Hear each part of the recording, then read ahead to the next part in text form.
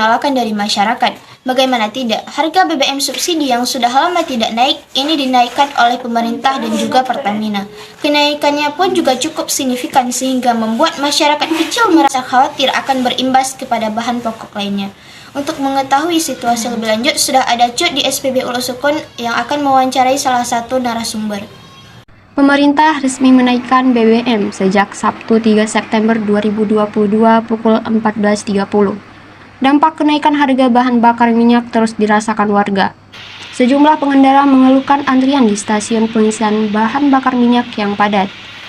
Kenaikan harga BBM Pertalite yang dulunya 7.650 menjadi 10.000 per liter, solar yang dulunya 5.150 menjadi 6.800 per liter, dan Pertamax yang dulunya 12.500 menjadi 14.500 per liter.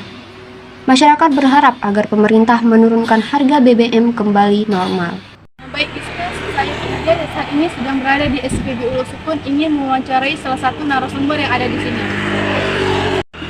Nadia, Nadia, apakah Kakak sudah tahu tentang kenaikan harga BBM? Sudah tahu. Bagaimana pendapat Kakak tentang harga BBM